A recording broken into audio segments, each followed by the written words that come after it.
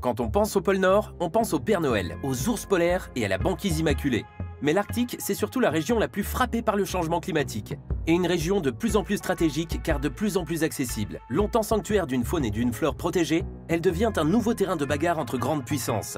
Aujourd'hui, dans Stories of Conflict, on vous parle du destin du toit du monde.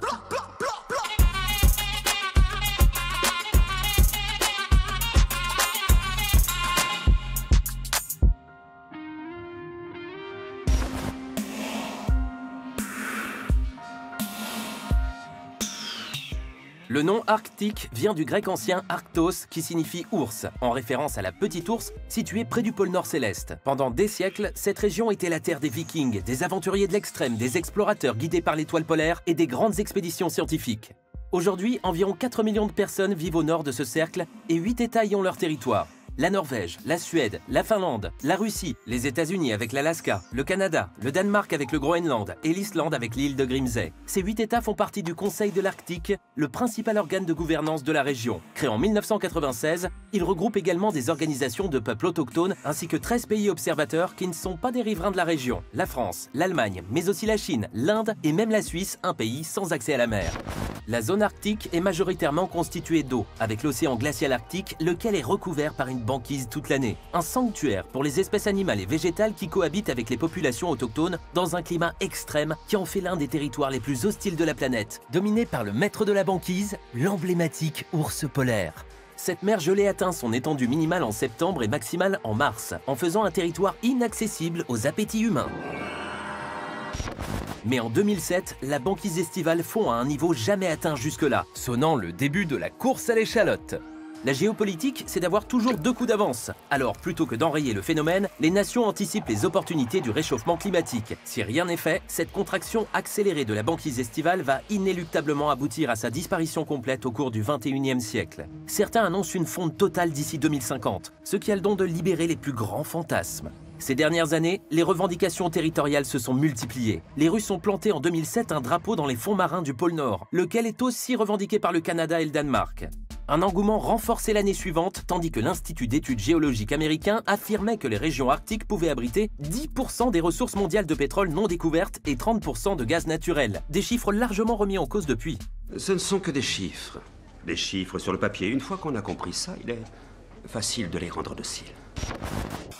L'extraction gazière s'est développée grâce aux nouvelles technologies, principalement dans l'Arctique russe, sur la péninsule de Yamal, où un méga-projet a fait de Sabetha une ville ex nihilo à 600 km au nord du cercle polaire, et sur la péninsule de Guidan, avec un autre grand projet qui doit entrer en production en 2023. Ainsi, la Russie devrait gagner du terrain sur le marché asiatique du gaz naturel liquéfié et concurrencer les 2 premiers exportateurs mondiaux, le Qatar et l'Australie. Mais pour le gisement géant en mer de Barents, sa mise en valeur est gelée en raison du climat hostile et des grandes profondeurs.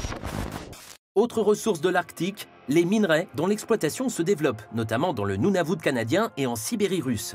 Le Groenland abriterait quant à lui les 2e réserves mondiales de terres rares. Or, dans ce territoire autonome sous souveraineté danoise où la gestion de l'industrie relève entièrement du gouvernement local, cette industrie pourrait financer l'indépendance de l'île malgré les réticences du Danemark et le mécontentement des ONG environnementales. Ainsi, les ressources naturelles de l'Arctique sont bien réelles mais très coûteuses d'accès, très périlleuses à exploiter car dans des conditions dangereuses. Fin mai 2020, près de Norilsk, une cuve de 20 000 tonnes de diesel s'effondre sous le dégel du pergélisol, soit le plus grand déversement connu de produits pétroliers dans l'Arctique russe. Autre grand fantasme, celui des routes commerciales qui relieraient le Pacifique et l'Atlantique à travers l'océan Arctique. Sur la route maritime du Nord, le trafic est croissant car elle est désormais libre de glace l'été et qu'elle permet d'exporter le gaz liquéfié russe. De plus, elle est jalonnée de nombreux ports et Moscou détient une grande flotte de brise-glace. Un joujou bien pratique quand on veut conquérir l'Arctique. Ces 2 nouvelles routes maritimes pourraient réduire d'1 tiers ou plus le trajet pour relier l'Europe et l'Asie. De 19 700 km aujourd'hui via le canal de Suez, on passerait à 15 100 km via le passage du Nord-Est.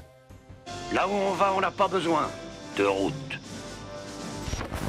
Si la Chine rêve d'une déclinaison polaire des routes de la soie, c'est pour son approvisionnement énergétique et surtout son influence sur le long terme dans la zone. Autrement dit, être là le jour où les États arctiques se partageront les zones d'influence économique.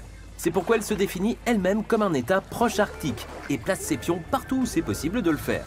Déjà alliés dans les méga-projets gaziers en Sibérie, Chine et Russie s'associent pour le développement de la route maritime du Nord et pour la construction du futur brise-glace à propulsion nucléaire chinois. Ce flirt arctique contrarie Washington, au point qu'en mai 2019, à Rovaniemi, ville natale du Père Noël, le secrétaire d'État américain Mike Pompeo les a accusés de vouloir privatiser l'accès à la région. Quelques mois plus tard, Trump veut acheter le Groenland. Rien que ça. Eventually, it's a large real estate deal.